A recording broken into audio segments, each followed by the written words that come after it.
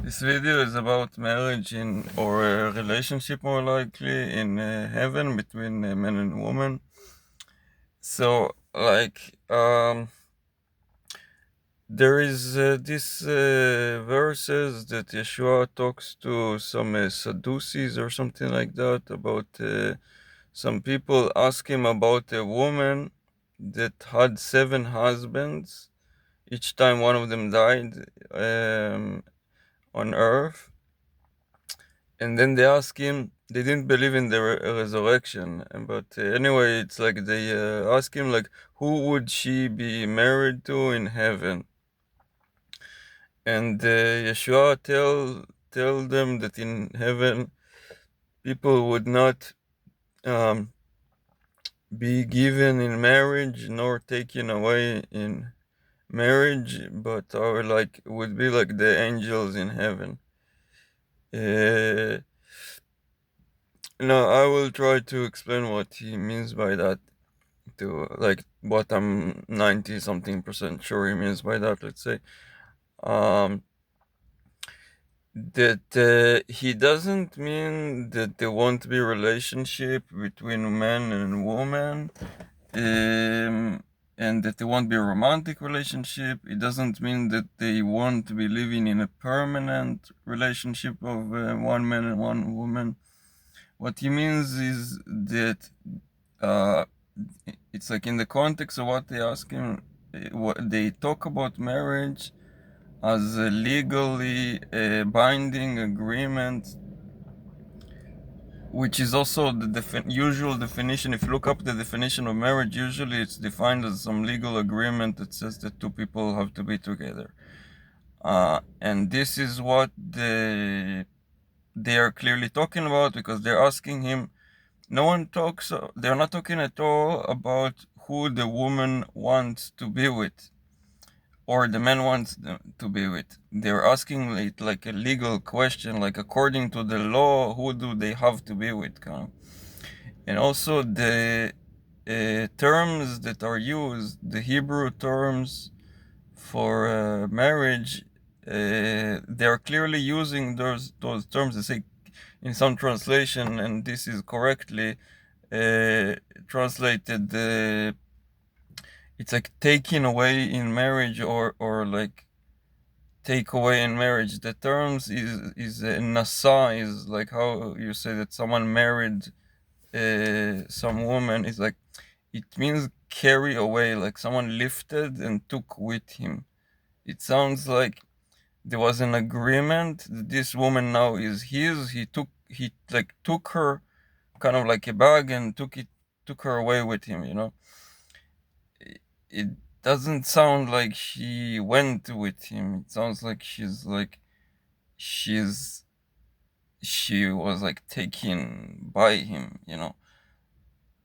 uh, and then it's like it doesn't sound, and I think so. I think in the context of the conversation, and to a large extent also beyond that, this term of marriage means like someone is. It's talking about the legal agreement that some woman and men, especially women in those times, belongs to some men, not about the relationship. And so this is what he means would not be in heaven. So, but why am I saying that there would be relationship like there is here, at least when it's a good relationship? Because this is what people are meant to do according to both what we know and according to God. Like, first of all, if you just use your own logic, like, try to imagine a perfect place. Heaven is like a perfect place for people to live in forever, yeah. What do you imagine in a perfect place? How do you imagine it? Like, do you imagine people are like, hey, they don't want to be together, like they kind of hate each other or something, but they are together because they got married and they're like kind of legally and socially feel obliged to stay together. It's not what you imagine at all, right? You imagine people together because they love each other, because they feel emotionally attached for living for years together some have a lot all this history together. They grew up as people together. They like have maybe children together. They are used to living together and understand each other, all kind of stuff like that. That the people are like, because of this, this is like an ideal relationship. You imagine a man and woman ideal relationship. You imagine them together, not because they would like to separate, but there is a legal document saying they have to be together. You imagine them, no, you imagine that they're together because they because of emotional human reasons. And then this is supported by what God said. First of all, in the case of the Gospels, in both Matthew and Luke, Yeshua he quotes Genesis 2:24 in the context of whether people should divorce, saying that telling people, have you not heard that from the beginning God created the man and woman, and said that for this reason a man shall leave his parents' home, and the two shall be as one flesh. He's quoting Genesis in the part of Genesis that God says he created the woman out of the man's rib, which is a way of saying that the woman is essential for the man to be complete. It's a metaphor for that the man needs the woman to be complete, which is something that is hard to see how is not forever true also beyond this world. And then it's like and the two would be as one flesh is like, it means like he's saying that God created them, people, both physically, in a way that when women and men are together in a relationship, they become, when they have sex, like one flesh.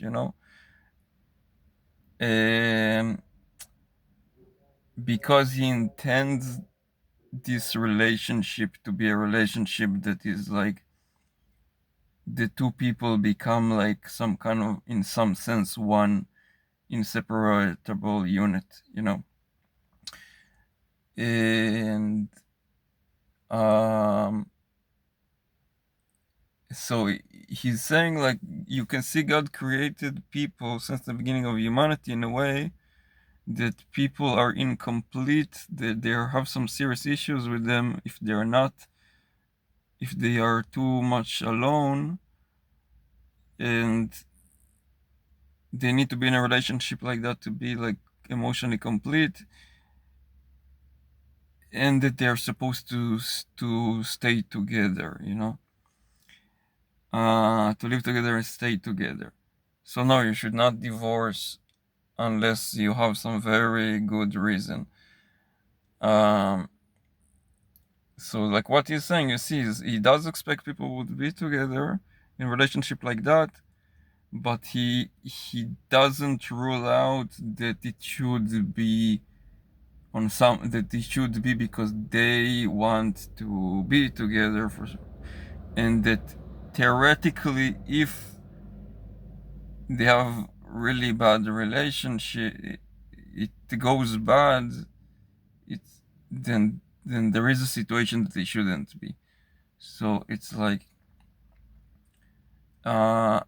so this is like, so if you connect this statement and the other statement, the result is that logical result is that it does expect people to be together, but not because of legal reasons, but because of human reasons.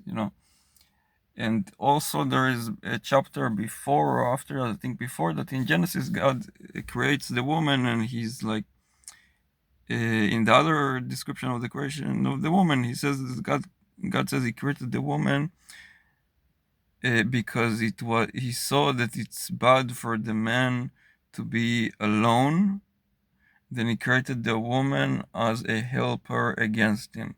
Like against him, so against him is not against him as an enemy because it's a helper. So it's like counterbalance kind of helper. Like it's like if someone is falling in some direction, someone is like balancing him straight again, kind of, like it was, if the man is alone, is like he falls to some bad stuff, then the woman is like supposed to prevent that by like pushing against him falling to something bad from that happens when people are alone too much.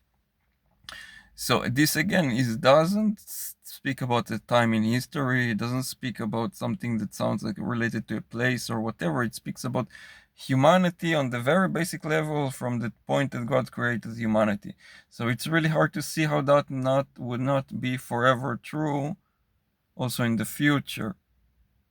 Both this statement from Genesis and also what Yeshua says about this in the gospel, explaining this is intentional, from how intentionally how God created humanity. And then it's and people should act accordingly, not against it. Then it's like I can only assume also in heaven people would be like that, since it's supposed to be a place with humans, and it's supposed to be a place where people want to live in and live a good life and whatever. Then people will be like that. But in that description, there isn't marriage. There isn't like and you don't see a legal agreement. You don't see any like a social agreement. You don't see a wedding. All of that. There is just the man sees the woman. He feels, this is what I was lacking, kind of. They go to be together and they become emotionally attached, and they stay together because those two specific people want to be together, and they got attached to each other, so they stay together. The rest of the world is not involved in this description. It's not about all the other people in the world. It's not about legal stuff. It's not about social stuff. It's just about those two people want to be together, then they're together.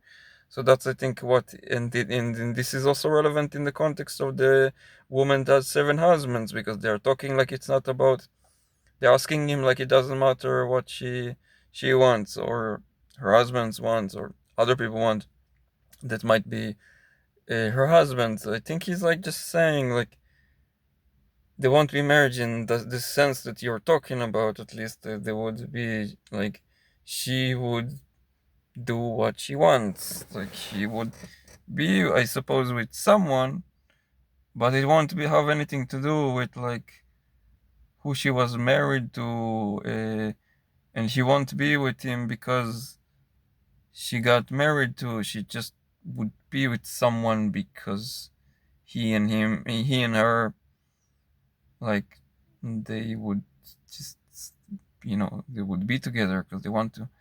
That's I think all he's really saying there.